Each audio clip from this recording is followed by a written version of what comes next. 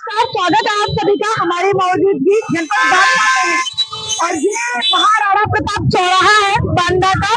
वैसे तो अन्य जनपदों में बांदा एक पिछड़ा शहर माना जाता है विकास के मामले में, लेकिन यहाँ पे जो सांसद है, जो विधायक है, उनके द्वारा बांदा शहर का कितना निर्माण किया गया है, बांदा शहर में विकास कितना किया गया है, बहुत सारे यहाँ पे तमाम जनता है उनसे ही जान लेते हैं कि आखिर बांदा शहर का कितना विकास हुआ है, कितना कार्य हुआ है।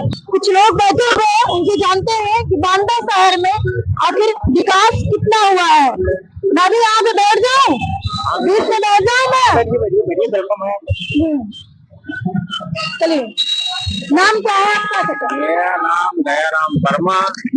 मैं पोस्ट ऑफिस का रिटायर्ड एम्प्लॉय हूँ, सीनियर सिटीजन हूँ वर्तमान में। जो अब पूछिए बांदा शहर अन्य जनपदों में सबसे पिछड़ा माना जाता है विकास कार्यों में। यहाँ के सांसद द्वारा कितना काम हुआ है, कितना विकास होता है? मैडम, बांदा पहले पिछड़ा माना जाता था। विकास के जो मानक हैं, मानकों के अनुरूप हम इसको पिछड़ा नहीं कह सकते। हाँ, अन्य जनपदों में मान लीजिए इससे ऊपर होंगे, लेकिन हम ज्यादा पिछड़ा नहीं कह सकते। इसलिए विकास के मानक जैसे बांदा में मेडिकल कॉलेज है, बांदा में कृषि विश्वविद्यालय है, बांदा में इंजीनियर कॉलेज है, बांदा के कम से कम 3 चौराहे डेवलप्ड है, रोडें अच्छी है, तो हम उसको आज भी पहले जैसा पिछड़ा नहीं कह सकते। तो पहले से कुछ बदलाव हुआ है? बिल्कुल बदलाव हुआ है, बिल्कुल बदलाव हुआ है, और वो देखने को मिल रहा है जो है। हाँ, वर्तमान में जो राजनीति चल रही है, आपके हिसाब से वोट चोर कौन है? अब ये वोट और चोर तो हम नहीं कह सकते भाई कौन है, बिना जांच पड़ताल। सरकार कैसी अच्छी लगती है, इसकी बीजेपी की या सपा की? उत्तर प्रदेश में सरकार किसकी अच्छी लगती है, बीजेपी की या सपा की? देखो, सबके अलग अलग होते हैं, कोई किसी में आगे होता है, कोई किसी में यहाँ आगे होता है। जैसे योगी जी हैं, अपराध पर काफी नियंत्रण रखते हैं अपना है, और उनका शासन सख्त मान लीजिए जो है। तो सबका अलग अलग होता है नजरिया, शासन चलाने का तरीका अलग अलग होता है जो है। हमारी तो सही कर रहे हैं योगी साहब। लेकिन उनके विपक्षी का कहना है, जो विपक्ष के लोग हैं, उनका कहना है कि वोट चोरी करके बीजेपी अपनी सरकार बनाती है।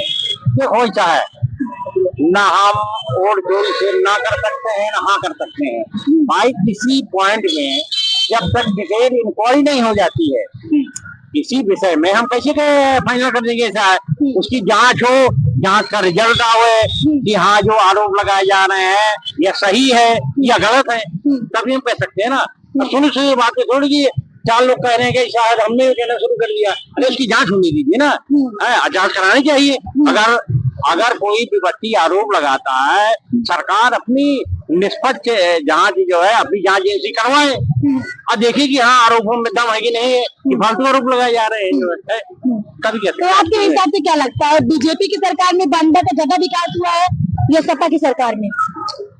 नहीं, देखो, क्योंकि सपा की यहाँ पे सपा की सांसद है ना यहाँ की। हाँ, सपा की है। यहाँ बांदा का विकास, हम असली बात बताएं, बांदा का विकास अभी जो लेटेस्ट हुआ है 2-3 साल में तो भाजपा में। इसके पहले यूपी में बीएसपी सरकार थी। बीएसपी के बहन जी की सरकार में मेडिकल कॉलेज की स्थापना हुई है, एक कृषि विश्वविद्यालय की स्थापना हुई है, इंजीनियरिंग कॉलेज का बना हुआ है जो है। ये फैक्ट है जो है। अब जो है, अब जैसे चौराहों का विकास है, अब पुल देखिए, हम सुन रहे थे कई वर्षों, लंबे वर्षों से कि चिल्ला में पुल नहीं बन सकता।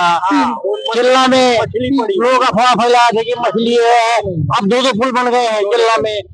एमपी जो यूपी एमपी को जोड़ता है वो पुल केन नदी में बन गया है, आवागमन संपर्क हो गया है यूपी एमपी का।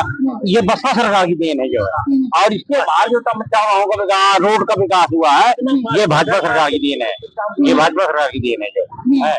ये हकीकत है, क्यों इसमें कोई गलत तो नहीं है जो है, हमें सही बताएंगे जो है। कितना बदला है अंकल, आप तो बड़े बुजुर्ग है, देखे होंगे बांदा को बदलते हुए। पहले में और अब में बांदा में क्या अंतर आता है विकास कार्यों में? बहुत अंतर है। अभी वर्तमान में क्या जरूरत है बांदा? चलिए देखिए, और भी लोग हैं।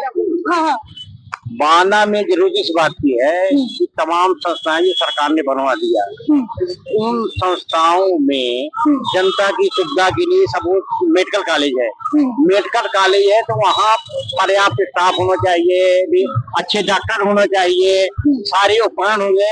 हालांकि सरकार कर रही है, ऐसा नहीं है, अच्छे संसाधन उपलब्ध करा रही है, लेकिन स्टाफ की कमी है जो कहीं न कहीं वो फर्क पड़ता है जो है।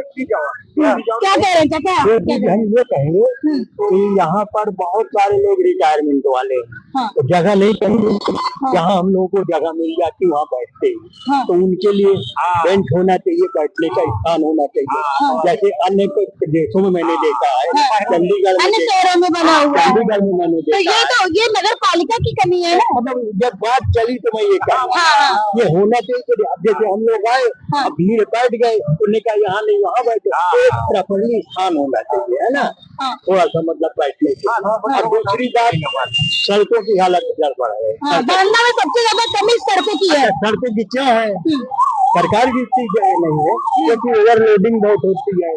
सरकार सड़क बनाती है, ओवरलोडिंग होती है और उससे सड़क खराब हो जाती है, सड़क खराब हो जाती है। बांदा शहर की बात कर रहा हूँ, शहर के अंदर अन्य जगह तो ऐसा ओवरलोडिंग से सड़कें खराब हो रही है।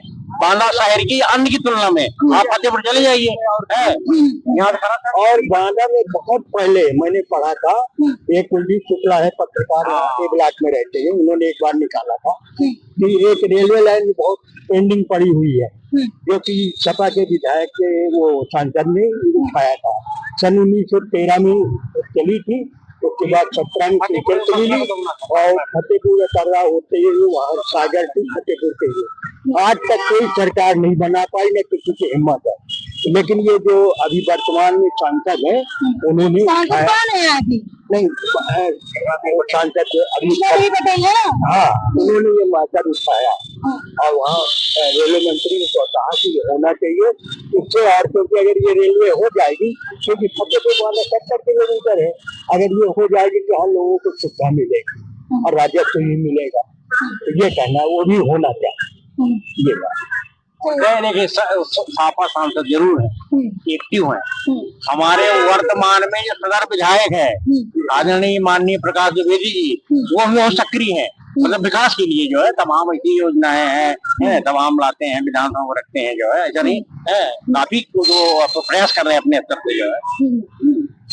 चलिए देखिए, और भी लोग यहाँ पे जानने का प्रयास करते हैं कि यहाँ के सदर विधायक जो है और यहाँ के सांसद है, विकास कितना हुआ है, क्योंकि बांदा में कितना काम